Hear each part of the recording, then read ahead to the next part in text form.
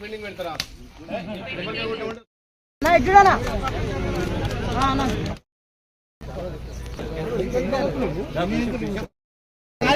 చూడండి చూడండి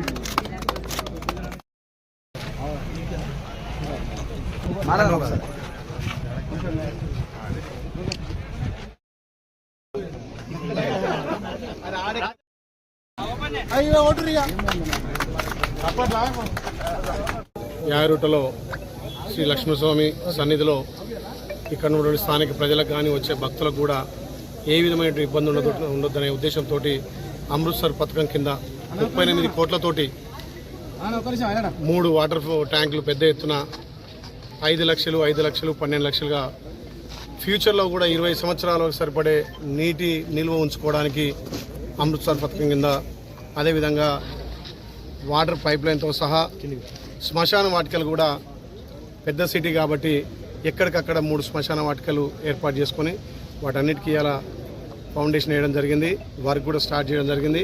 అతి తొందరలోనే మార్చి వరకే కాంట్రాక్ట్ తోటి మాట్లాడి ఇక్కడ ట్యాంకులు పూర్తి చేస్తామని చెప్పి వాళ్ళు మాట ఇచ్చారు. పనులు కూడా వేగవంతం చేసి ఇలా ఇక్కడ గౌరవ చైర్మన్ కానీ కౌన్సిలర్లు, అదేవిధంగా కాంగ్రెస్ పార్టీ నాయకులు, మిగతా పార్టీలు కూడా అందరూ కూడా అభివృద్ధి విషయంలో అందరం కలిసి యారుటను పెద్ద ఎత్తున అభివృద్ధి చేయాలనే ఒక ఆకాంక్షతోటి టెండర్లు పిలిచి త్వరితగా పనులు చేస్తున్నాం. అందుకే ఇలా ఫౌండేషన్ కూడా వేయడం జరిగింది. ఫ్యూచర్లో యారుట్ అంటే రాష్ట్ర నలుమూలలో వచ్చే భక్తులకు కూడా అన్ని వసతులు కల్పించి స్థానికంగా ఉన్న వాళ్ళకు కూడా ఏ ఇబ్బంది లేకుండా శ్మశాన వాటికలతో పాటు అండర్ డ్రైనేజ్ కానీ, పైప్ లైన్ కానీ, వాటర్ సమస్య లేకుండా చేయడం జరిగింది.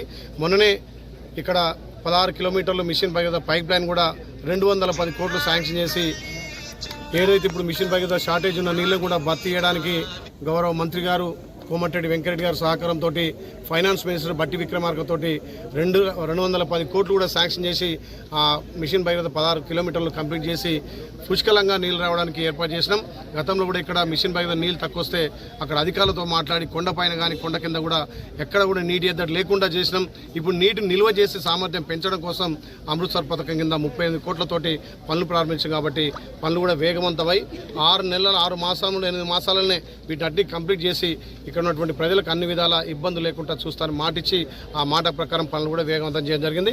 దీంట్లో మా కౌన్సిలర్లు, మా చైర్మన్ గారు, వైస్ చైర్మన్ గారు, మా రాజకీయ నాయకులందరూ కూడా పాల్గొని ఇది దిగ్విజయం చేసినందుకు వాళ్ళందరికీ కూడా ప్రత్యేక ధన్యవాదాలు తెలియజేస్తున్నాం.